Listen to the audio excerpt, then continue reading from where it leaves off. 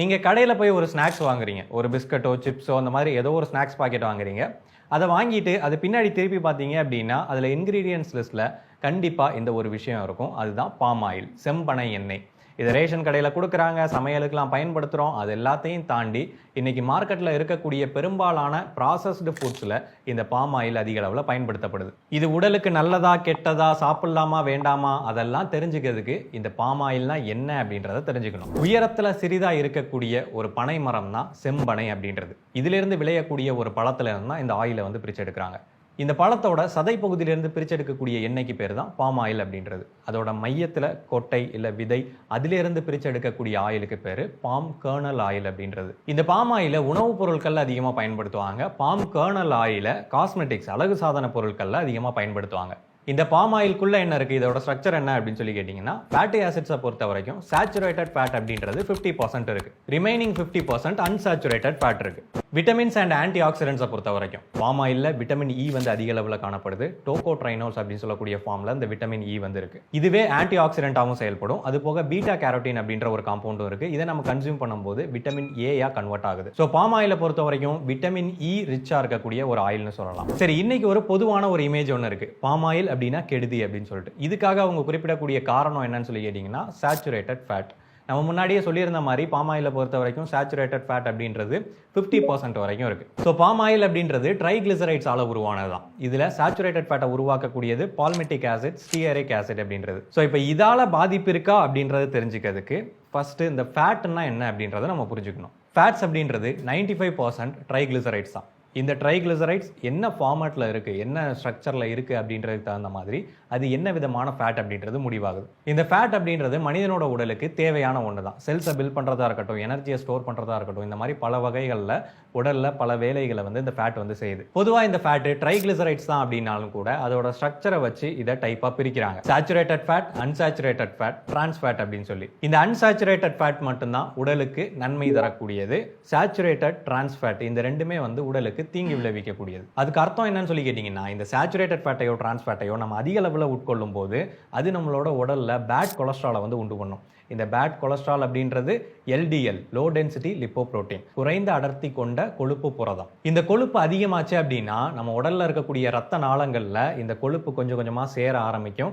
அது ஒரு கட்டத்துக்கு மேல அந்த ரத்த நாளங்களையே மொத்தமா அடைச்சிரும். அதுதான் நம்ம ஹார்ட் அட்டாக் அப்படின்னு சொல்லி சொல்றோம். ஹார்ட் அட்டாக்னு மட்டும் கிடையாது, ஹார்ட் டிசீஸ், ஸ்ட்ரோக் வர்றது, இந்த மாதிரி பலவிதமான இருதய நோய்களுக்கு வந்து இந்த பேட் கொலஸ்ட்ரால் ஒரு காரணமா இருக்கு. ஸோ இப்போ உங்களுக்கு புரிஞ்சிருக்கும்னு நினைக்கிறேன் இந்த பாம் ஆயில் பஞ்சாயத்து எதனால வந்துச்சு அப்படின்னு சொல்லிட்டு.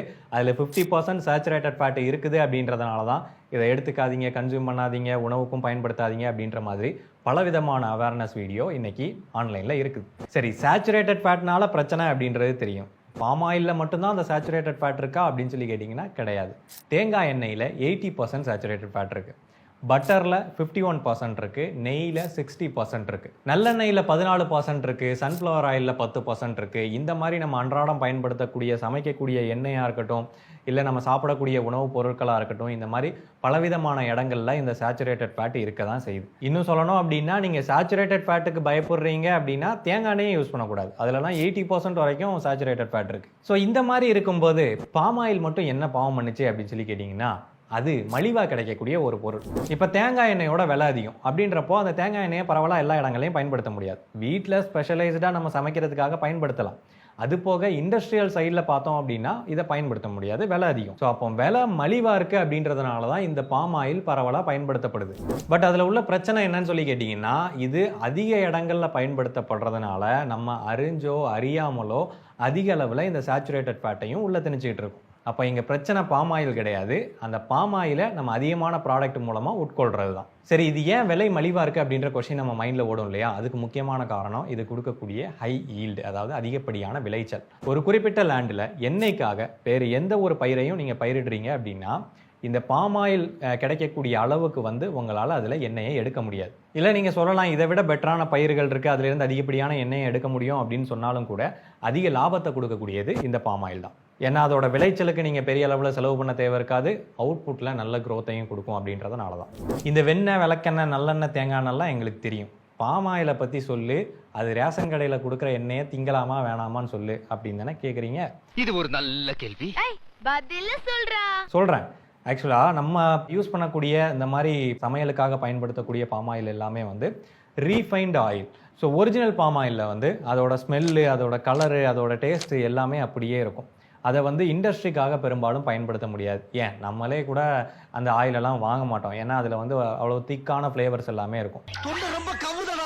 அப்போ இவங்க என்ன பண்ணணும், அந்த ஃப்ளேவர்ஸ் எல்லாத்தையும் ரிமூவ் பண்ணணும். ஸோ அதுக்காக வந்து ஃபஸ்ட்டு ப்ளீச்சிங் ப்ராசஸ்க்கு போகும். இந்த ப்ளீச்சிங் அப்படின்றது நம்ம பாத்ரூமில் பண்ணுற மாதிரி தான். அதை வந்து நல்லா ப்ளீச் பண்ணி பளபளன்னு ஆக்கணும். ஸோ அதுக்கு அதில் இருக்கக்கூடிய கலர் பிக்மெண்ட்ஸாக இருக்கட்டும், இல்லை இம்ப்யூரிட்டிஸு, இந்த மாதிரி விஷயங்கள் எல்லாத்தையும் முதல்ல ரிமூவ் பண்ணுவாங்க.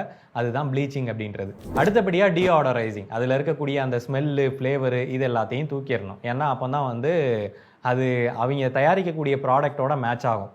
இப்போ ஒரு ஐஸ்கிரீம் தயாரிக்கிறாங்க அப்படின்னா அந்த ஐஸ்கிரீமில் நீங்கள் பாம் ஆயிலோட டேஸ்ட்டோ இல்லை ஃப்ளேவரோ இருந்ததுன்னா அக்செப்ட் பண்ணிப்பீங்களா? தங்களுக்கெல்லாம் வாந்தியே வராத. உங்களுக்கு ஸ்ட்ராபெரி தானே வேணும் அப்படின்றப்போ அது எல்லாத்தையும் தூக்குனா தான் உங்களுக்கு அந்த ஸ்ட்ராபெரி ஃப்ளேவரை கொடுக்க முடியும். அடுத்தபடியாக நியூட்ரலைசிங். அதில் இருக்கக்கூடிய ஃப்ரீ ஃபேட்டி ஆசிட்ஸு, தேவையில்லாத காம்பவுண்ட்ஸு அதெல்லாத்தையும் ரிமூவ் பண்ணிவிட்டு அப்படி தின்னா கண்ணாடி மாதிரி அப்படியே பளபளன்னு மினுங்கக்கூடிய அந்த ஆயிலை வந்து உருவாக்கணும் இல்லையா? ஸோ அதுக்காக தான் அந்த நியூட்ரலைசிங். ஸோ இந்த மாதிரி பலவிதமான ரிஃபைன்மெண்ட்டுக்கெலாம் போயிட்டு ஃபைனலாக நமக்கு கிடைக்கக்கூடிய ஆயிலில் இருக்கக்கூடியது ஒன்லி ஃபேட்டி ஆசிட்ஸ் மட்டும்தான் இருக்கும். ஒன்லின்னு சொல்ல முடியாது.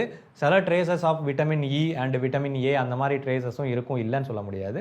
பட் இப்போ மெஜாரிட்டியாக இருக்கக்கூடியது என்னன்னு சொல்லி கேட்டிங்கன்னா ஃபேட்டி ஆசிட்ஸ் மட்டும்தான். நம்ம முன்னாடி அந்த டோகோட்ரைனால்ஸு, பீட்டா கேரட்டின் அப்படின்றதெல்லாம் பேசணும் இல்லையா? அது எல்லாமே இந்த ரிஃபைன்மெண்ட் ப்ராசஸில் வந்து பெரும்பாலும் குறைஞ்சிருக்கும். ஸோ அப்போ அந்த பாம் ஆயிலிருந்து கிடைக்கக்கூடிய கொஞ்சோண்டு நியூட்ரிஷனல் பெனிஃபிட்ஸும் இந்த மாதிரி அதோட ஃப்ளேவர்ஸு, கலர்ஸ் இது எல்லாத்தையும் தூக்கும்போது மொத்தமாக காணாமல் போயிடுது. பட் இது வந்து பாம் ஆயிலில் மட்டும் நடக்கிறது கிடையாது. பெரும்பாலான ஆயில்ஸில் இந்த ரிஃபைன்மெண்ட் ப்ராசஸ் வந்து நடக்க தான் செய்யுது. அதுதான் நம்ம திரும்ப விளம்பரங்களில் கூட கேள்விப்படுறோமே, ரிஃபைன்டு அப்படின்னு சொல்லிட்டு. அந்த ரிஃபைண்டுக்கு அர்த்தம் இருக்கிற சத்துக்கள் எல்லாத்தையும் பிடுங்கிட்டு வெறும் பிளைன் எண்ணெயாக கொடுக்கறது தான். நான் உனக்கு என்னடா துரோகம் பண்ணேன் சொல்றா? ஏன்டா இப்படி ஐடியாவை கொடுத்த? நீங்க ரேஷன் கடையில் வாங்கக்கூடிய ஆயிலா இருக்கட்டும், இல்லை நம்ம கடையில் போய் செலக்ட் பண்ணி பாம் ஆயில் செலக்ட் பண்ணி வாங்குறோம் அப்படின்னாலும் அது ரிஃபைன்டு ஆயிலாக தான் இருக்கும். அப்படின்ற பட்சத்தில் அதில் அந்த நியூட்ரிஷனல் பெனிஃபிட்ஸ் எல்லாம் கிடைக்காது. பட் பேசிக்காக உங்களுக்கு அன்சாச்சுரேட்டட் ஃபேட்டும் இருக்கும், சேச்சுரேட்டட் ஃபேட்டும் இருக்கும். சரி, இப்போ அந்த பாம் ஆயிலை சமையலுக்காக பயன்படுத்தலாமா அப்படின்னு சொல்லி கேட்டிங்கன்னா, வீட்டில் நீங்கள் சமையலுக்காக பயன்படுத்துறதுல எந்த விதமான பிரச்சனையும் கிடையாது. அதே இது நீங்கள் கடைகளில் போய் வடை சாப்பிட்றீங்க, பஜ்ஜி, போண்டா இதெல்லாம் சாப்பிட்றீங்க அப்படின்றப்போ அங்கே பாம் ஆயிலில் தான் அப்படியே மிதக்க விட்டுருப்பாங்க. பெரும்பாலும் பாம் ஆயில் தான் யூஸ் பண்ணுவாங்க. அப்படின்றப்போ அந்த மாதிரியான உணவுப் பொருட்கள் எடுத்துக்கிறத வந்து நீங்கள் லிமிட் பண்ணிக்கிறது நல்லது. இல்லை உங்களுக்கு கொலஸ்ட்ரால் அதிகமாக இருக்குது, ஆயிலில் நிஜமாவே கன்சர்ன் இருக்குது அப்படின்ற பட்சத்தில் நீங்கள் பாம் ஆயில் யூஸ் பண்ணுறதை தவிர்த்துக்கலாம். பாம் ஆயில்னு மட்டும் கிடையாது, பெரும்பாலும் ஆயிலை தவிர்த்துக்கிறது நல்லது. இல்லை தேவைக்கு தகுந்தாப்புல கொஞ்சமாக எடுக்கிறீங்க அப்படின்ற பட்சத்தில் நீங்கள் நல்லெண்ணெயோ சன்ஃப்ளவர் ஆயிலோ வந்து நீங்கள் எடுக்கலாம். அதில் சேச்சுரேட்டட் ஃபேட்டோட அளவு வந்து கம்மியாக இருக்கும். ஸோ பாம் ஆயில் ஜென்ரலாக மோசமானது கிடையாது. ரிஃபைன்டு பாம் ஆயிலை அதிகமாக எடுத்துக்கிறது தான் பிரச்சனை. இவ்வளோதான் இந்த வீடியோ. இந்த வீடியோ உங்களுக்கு பிடிச்சிருக்கும், புரிஞ்சிருக்கும் அப்படின்னு சொல்லி நம்புகிறேன். பையிங் ஃபேக்ட் சேனலுக்கு சப்ஸ்கிரைப் பண்ணுங்கள். நன்றி.